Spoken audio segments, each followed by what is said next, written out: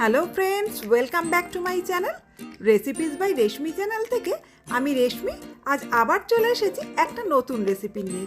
বন্ধুরা, আমি কিন্তু আগের এপিসোডে বাসন্তী পোলাও দেখিয়েছিলাম, আর সেদিনকেই আমি বলে দিয়েছিলাম আজকের এপিসোডে আমি দেখাবো মাটন কষার রেসিপি, কারণ বাসন্তী পোলাও আর মাটন কষার জুটি কিন্তু এক নাম্বার।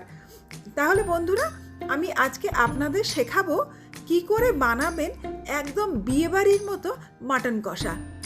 মাটন কষা পছন্দ করে না এমন মানুষ কিন্তু বিরল, কিন্তু মাটন কষা রান্না করতে গিয়ে অনেকেরই একটা প্রবলেম হয় যে মাটনের একটা গন্ধ থাকে, সেই গন্ধটাকে ঢাকা দেওয়া যায় না। তাই আমি আজকে শেখাবো কি করে একদম বিয়েবাড়ির মতো মাটন কষা বানাবেন, আর তার ডিটেল রেসিপিটা আমি আপনাদের দেখিয়ে দেব। আর কিভাবে রান্না করলে মাটনের কোনো খারাপ গন্ধ থাকবে না সেটাও কিন্তু আমি আপনাদের পুরো বলে দেব। তাহলে বন্ধুরা, আপনারা আজকে শিখে নিন কী করে বানাবেন বিয়েবাড়ির মতো মাটন কষা। আর আমার রেসিপিটি ভালো লাগলে আমার চ্যানেলটা সাবস্ক্রাইব করে সাথে থাকবেন, আর নতুন নতুন রান্নার নোটিফিকেশান পাওয়ার জন্য পাশে থাকা বেল আইকনটা অবশ্যই প্রেস করে দেবেন। আর যারা আমার চ্যানেলটা অলরেডি সাবস্ক্রাইব করেছেন কিন্তু নোটিফিকেশান পাচ্ছেন না, তারা অবশ্যই বেল আইকনটা একবার প্রেস করে দিন, তাহলে আপনারা শিখে নিন। আর সামনেই জামাই ষষ্ঠীতে বানিয়ে ফেলুন বাসন্তী পোলাও আর মাটন কষা। মাটন কষা বানাবার জন্য আমি 1 কেজি পরিমাণ খাসির মাংস নিয়েছি। মাংসগুলো এরকম মিডিয়াম পিস করে নিয়েছি, এই যে এরম সাইজের পিস আছে। এবার আমি মাংসটাকে ম্যারিনেট করব। ম্যারিনেশনের জন্য প্রথমেই দিচ্ছি 2 টেবিল চামচ টক দই, 1 চা চামচ পরিমাণ আদা বাটা, 1 চা চামচ পরিমাণ দিচ্ছি রসুন বাটা, হলুদ গুঁড়ো দিচ্ছি 1 চা চামচ, শুকনো লঙ্কার গুঁড়ো দিচ্ছি 1/2 চা চামচ, কাশ্মীরি মির্চ দিচ্ছি 1/2 চা চামচ, আর দিচ্ছি পরিমাণ মতো লবণ। এবার মশলাগুলোকে মাংসর সাথে আমি ভালো করে মাখিয়ে নিচ্ছি।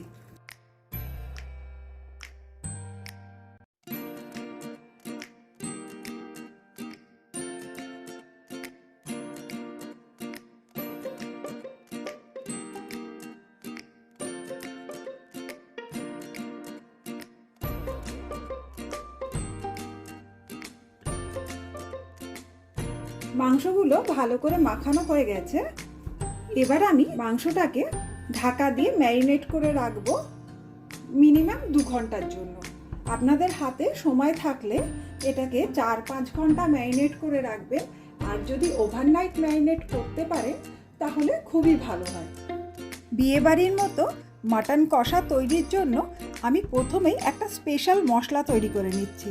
এই মশলার জন্য লাগছে একটা শুকনো লঙ্কা, 1/2 চা চামচ গোটা ধনে, 1/2 চা চামচ গোটা জিরে, 1 টুকরো দারচিনি, 10-12টা গোলমরিচ, 10-12টা লবঙ্গ, 4টে ছোট এলাচ আর একটা বড় এলাচ।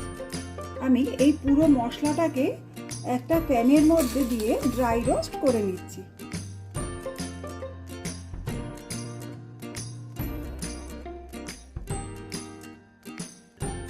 এক মিনিট ভাজার পরে এই মশলাটা তৈরি হয়ে গেছে। এবার আমি এটাকে মিক্সিতে গুঁড়ো করে নেব। ড্রাই রোস্ট করার পরে আমি মশলাটা গুঁড়ো করে নিয়েছি। তাহলে আমার মাটন কষার স্পেশাল মশলা কিন্তু তৈরি। প্রথমেই আমি একটা প্যানের মধ্যে দিয়ে দিচ্ছি 3 টেবিল চামচ পরিমাণ সর্ষের তেল। মাটনের মধ্যে যেহেতু অনেক ফ্যাট থাকে, তাই মাটন রান্না করলে অনেকটাই তেল বেরিয়ে আসে, তাই আমি বেশি তেল ব্যবহার করছি না।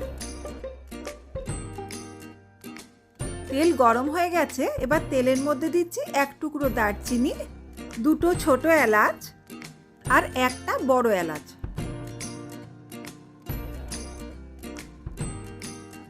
ফোড়ন ভাজা হয়ে গেছে। এবার আমি দিচ্ছি 3টে বড় মাপের স্লাইস করা পেঁয়াজ।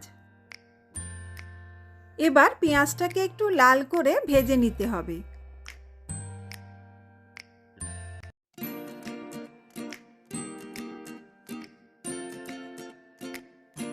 10 মিনিট পেঁয়াজটাকে হাই ফ্লেমে ভাজার পরে পেঁয়াজটা এরকম সুন্দর লাল লাল করে ভাজা হয়ে গেছে। এবার অর্ধেকটা ভাজা পেঁয়াজ আমি তুলে নিচ্ছি।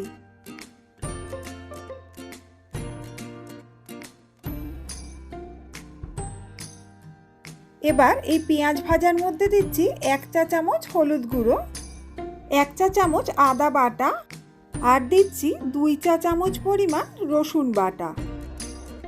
আদা রসুন বাটাটাকে লো ফ্লেমে কষিয়ে নেব যতক্ষণ না পর্যন্ত আদা রসুনের কাঁচা গন্ধ চলে যায়।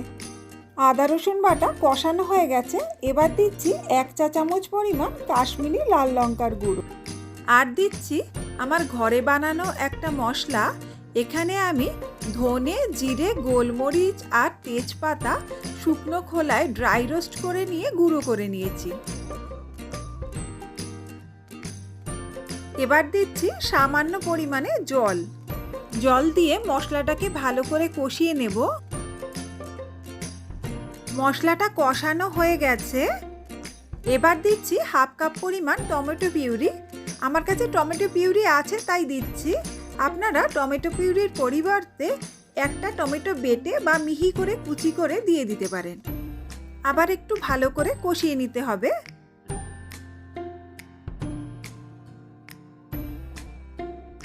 মশলার থেকে তেল বেরোতে শুরু করে দিয়েছে, তার মানে মশলাটা ভালো করে কষানো হয়ে গেছে। এবার এর মধ্যে দিয়ে দিচ্ছি ম্যারিনেট করা খাসির মাংস। মাংসটাকে মশলার সাথে ভালো করে কষাতে হবে। এবার দিচ্ছি পরিমাণ মতো লবণ দেওয়ার সময় খেয়াল রাখবেন আগেও কিন্তু ম্যারিনেট করার সময় লবণ দেওয়া ছিল।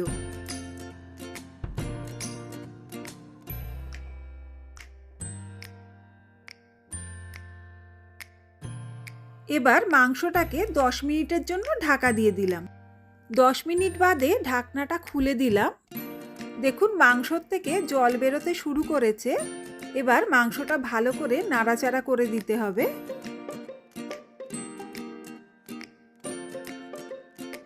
আমি মাংসটা কড়াইতে রান্না করছি, কিন্তু আপনারা চাইলে প্রেসার কুকারেও রান্না করতে পারেন। এই সময় মাংসটা প্রেসার কুকারে দিয়ে 2টো হুইসেল দেবেন এবং তারপর 5 মিনিট আপনার ওভেনের সবথেকে লোয়েস্ট টেম্পারেচারে রেখে দেবেন। দেখবেন মাংসটা খুব সুন্দর সিদ্ধ হয়ে যাবে। এবার ঢাকনা দিয়ে আরও 20 মিনিট রান্না করব। 20 মিনিট পরে আমি আবার ঢাকনাটা খুলে দিলাম। দেখুন মাংসের থেকে কত জল বেরিয়েছে। আমি কিন্তু এই জলেই মাংসটা রান্না করব, এর মধ্যে আর আলাদা করে কোনো জল মেশাবো না। ভালো করে নাড়াচাড়া করে দিলাম।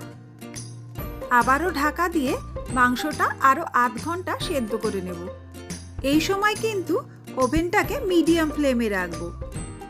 আধ ঘন্টা বাদে ঢাকনাটা আবার খুলে দিলাম। এখন মাংসটা এইরকম দেখতে হয়েছে।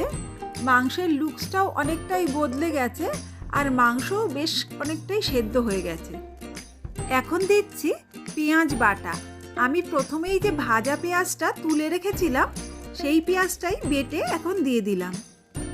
বিয়েবাড়ির মাংসের ঝোলের যে একটা স্মুথ টেক্সচার হয় দেখবেন, সেটা কিন্তু এই ভাজা পেঁয়াজ বাটাটা দিলে সেই টেক্সচারটা পাওয়া যায়। আর বিয়েবাড়ির মাংসে যে একটা খুব সুন্দর গন্ধ হয়, এই ভাজা পেঁয়াজটা কিন্তু সেই গন্ধের একটা অন্যতম কারণ। এবার এই ভাজা পেঁয়াজটা ভালো করে মাংস আর মশলার সাথে মিশিয়ে নিতে হবে। আবারও 5 মিনিটের জন্য মাংসটা ঢাকা দিয়ে দিলাম। 5 মিনিট বাদে ঢাকনাটা খুলে দিচ্ছি। এবার দিচ্ছি জাস্ট কয়েক দানা চিনি। আপনারা না চাইলে চিনিটা দেবেন না। আর দিচ্ছি 1 চা চামচ আমার রান্নার শুরুতেই বানিয়ে নেওয়া স্পেশাল মাটন কষার মশলা। এই মশলাটাই কিন্তু রান্নায় বিয়েবাড়ির মতো মাটন কষার সেন্টটা এনে দেবে। অনেকে খাসির মাংস খেতে পছন্দ করেন না, কারণ তারা খাসির মাংসে একটা গন্ধ পান। এভাবে রান্না করলে কিন্তু খাসির মাংসে একটুও খারাপ গন্ধ হবে না, খেতে কিন্তু ভীষণই সুস্বাদু হবে আর এর সেন্টটাও হবে চমৎকার। আবার 10 মিনিটের জন্য ঢাকা দিয়ে দিলাম। 10 মিনিট বাদে ঢাকনাটা খুলে দিলাম। দেখুন ঝোলের টেক্সচার, কালার সবই কিন্তু অনেক চেঞ্জ হয়ে গেছে আর মাংসও সেদ্ধ হয়ে গেছে। মাংসটা সেদ্ধ হতে এখানে অ্যাপ্রক্স 1 ঘন্টা 20 মিনিট টাইম লেগেছে। এবার মাংসের কোয়ালিটির উপর ডিপেন্ড করে এই টাইমটা ডিফারেন্স হতে পারে, কারো এর থেকে কম টাইম লাগতে পারে, কারো একটু বেশি টাইম লাগতে পারে। এবার ওভেনটাকে অফ করে দিলাম। এবার দিচ্ছি 1/2 চা চামচ গরম মশলার গুঁড়ো। গরম মশলার গুঁড়োটাকে মাংসের সাথে ভালো করে মিশিয়ে দিলাম। এবার ঢাকা দিয়ে 15 মিনিট স্ট্যান্ডিং টাইম দেব। 15 মিনিট স্ট্যান্ডিং টাইম দেওয়ার পরে আমি ঢাকনাটা খুলে দিলাম। দেখুন মাংসটা কত সুন্দর দেখতে লাগছে, আর কালার টেক্সচার সবই অনেক সুন্দর হয়ে গেছে। একদম বিয়েবাড়ির মাংসের মতো দেখতে লাগছে কি না বলুন আপনারা। মাংসটা কতটা সফট হয়েছে আমি আপনাদের দেখিয়ে দিচ্ছি। দেখুন এই 2 আঙুলে চাপ দিলেই কিন্তু মাংসটা ছিঁড়ে যাচ্ছে, তাহলে আপনারা বুঝতেই পারছেন কত নরম হয়েছে মাংসটা। একদম নরম তুলতুলে কষা মাংস তৈরি হয়ে গেছে। আমার বিয়েবাড়ির মতো মাটন কষা ডান। আমি এর প্লেটিং করে ফেলেছি। দেখুন বন্ধুরা কত সুন্দর দেখতে লাগছে। তাহলে আপনারাও ঝটপট বানিয়ে ফেলুন আর আমাকে কমেন্টে জানান কেমন লাগলো। আজ তাহলে টাটা, সবাই খুব ভালো থাকবেন।